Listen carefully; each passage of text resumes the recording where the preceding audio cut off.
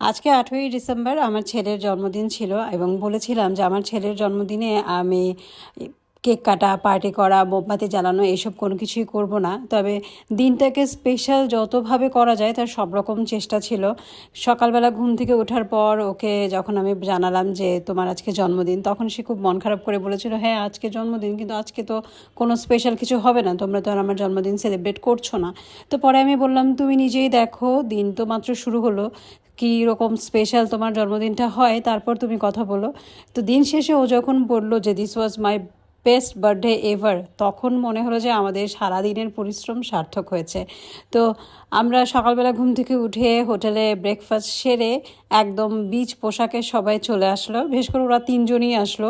আমরা তো মা, শাশুড়ি এবং আমি নিজে যেমনটা পড়ার কথা সেভাবেই আসছি। বিচে আমরা নামবো না সেরকম চিন্তা করেই আসছি। আমরা এক কাপ কফি নিয়ে বসে পড়েছি বিচে এবং ওদেরকে বলেছি যে লে বাবা, তোরা যা ইচ্ছা তাই কর। সাগরের পাড়ে এসে ওদের যেন উদ্দাম নাচ শুরু হয়ে গেল। দুই ভাই বোন এবং তাদের বাবা পারলে পানির মধ্যেই সারাক্ষণ থাকে।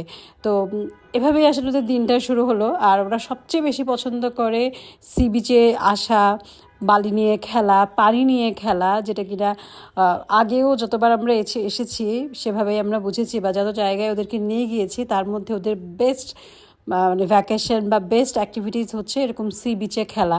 তো আমরা আর কি করব, আমরা একটা বেঞ্চ ভাড়া নিয়ে আমরা তিনজন বসে গেলাম আর চা কফি খেলাম। তারপরে আমার শাশুড়ি এবং মা পুতির যত মালা ঠালা আছে সব, যে যখনই এরকম হকাররা যায় আসে সেগুলো কিনে নিল। আর ওরা ওইদিকে তিনজন বাপ ছেলে মেয়ে মিলে মজা করলো। একটু পরপর দৌড়ে যেয়ে পানি আনে আর এখানে গর্ত করে বালি দিয়ে সেই পানি দিয়ে পুকুর বানানোর চেষ্টা করে, কিন্তু বালির মধ্যে তো আর পানি থাকে না। বালি দিয়ে পাহাড় বানাচ্ছে, বালি দিয়ে স্যান্ড ক্যাসেল বানাচ্ছে, কত কিছু, সারা গা বালি দিয়ে মাখামাখি করছে। মানে আমাদের কোনো নিষেধ নাই, ওরা আজকে যা ইচ্ছা তাই করুক, কোনো নিষেধ নেই। আসার সময় আবার এরকম একটা পাখি, মানে ঘুড়ি পাখি পাখি স্টাইলে ঘুড়ি এরকম একটা কিনে নিয়ে এসেছিল যে বিচের পাড়ে সেটা ওড়াবে। আর আগের দিন রাতেই এটা কিনেছিল সে, এবং বিচের পাড়ে এসে বাবা ছেলে মেয়ে মিলে তিনজন মিলে এগুলো উড়াচ্ছিল। মানে যত রকমের মজা করা যায় সব করছিল। এরপর ওর বাবা ভাড়া করে নিল এই 4 হুইল ইঞ্জিন বা 4 হুইল বাইক, যেটা বিচে এভাবে রাউন্ড দেয়। 600 বা 700 টাকা করে নিয়েছে সম্ভবত, আমি ঠিক এক্স্যাক্ট জানি না। এটা দেখার পর থেকে, মানে সি বিচে আসার পর থেকেই স্বচ্ছ বলছিল যে আমি বাবা এটাতে চড়বো, আমাকে এটাতে চড়াতে হবে। গত বছর যখন এসেছিলাম তখনও অনেক করে রিকোয়েস্ট করেছিল এগুলোতে সে উঠবে। তো এবার যেহেতু ওর জন্মদিন, আর নিষেধ করি নাই, যে ঠিক আছে ও এটাতে উঠতে চাইছে, এটাতে উঠাবো। প্লাস পানির মধ্যে যে বাইকটা চলে ওটাতেও সে উঠবে বলেছিল। দেখা যাচ্ছে যে সে এটাতে চড়ে কি পরিমাণ এক্সাইটেড। ও আসলে সবসময় এরকম অ্যাডভেঞ্চার করতে পছন্দ করে। ওর বয়সের তুলনায় ভয় ডর ওর তেমন কোনো নাই। ও এরকম দাঁড়িয়ে গিয়েছে ওর বাবার গলা ধরে। অন্য সময় হলে শাহিন ওকে বারবার নিষেধ করতো, আজকে আর কিছু বলছে না। আর ওর গা থেকে বালি দিয়ে আমরা সবাই মাখামাখি হয়ে যাচ্ছিলাম, কারণ ও বালিতে রীতিমতো শুয়ে বসে যেমন ইচ্ছা তেমন করে বালির মধ্যে খেলেছে। ওর সারা গা জুড়ে তাই বালি। এবং আসার সময়ও সে কুকুর ছাড়া যেরকম বালির মধ্যে কিছু একটা খুঁজে বা হাতড়াতে থাকে, ঠিক সেই রকম করছিল।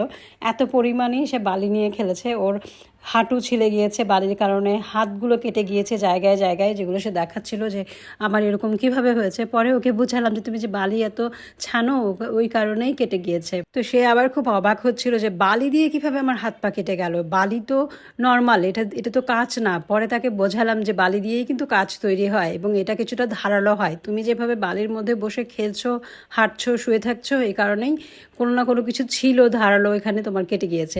তো যাই হোক, ওর বাবার পিছনে দাঁড়ায় থেকে মন ভরে নেয়, তাই চিৎকার চেঁচামেচি করে তার বাবার সামনে চলে আসছে, কারণ সে বাইক চালাবে এবং তার বাবা বলছিল যে সে ওকে চালাতেই দিচ্ছিল না, ওই চালাবে। এরপর কোনো রকমে বিচ থেকে উঠায় এনে হোটেলের সুইমিং পুলে নামায় দেওয়া হলো। সুইমিং পুলেও ইচ্ছা মতো ঘন্টাখানেক সময় স্পেন্ড করে দুই ভাই বোন মনের ইচ্ছা মতো পানিতে ডুবিয়ে তারপর আমরা গিয়েছিলাম লাঞ্চ করার জন্য।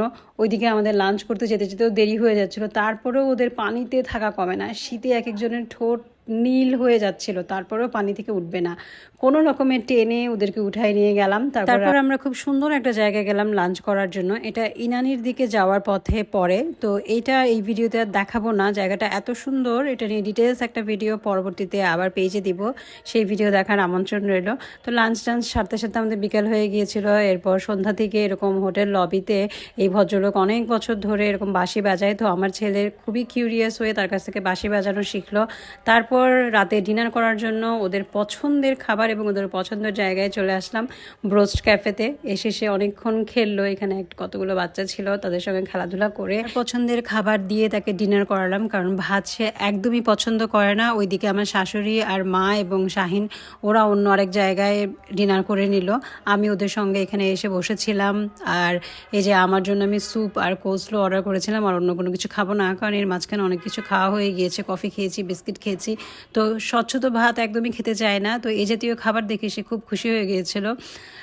আজকে আমার ভিডিও এই পর্যন্তই। আপনারা ভালো থাকবেন, আমাদের জন্য দোয়া করবেন, আর পরবর্তী ভিডিও দেখার আমন্ত্রণ জানালাম।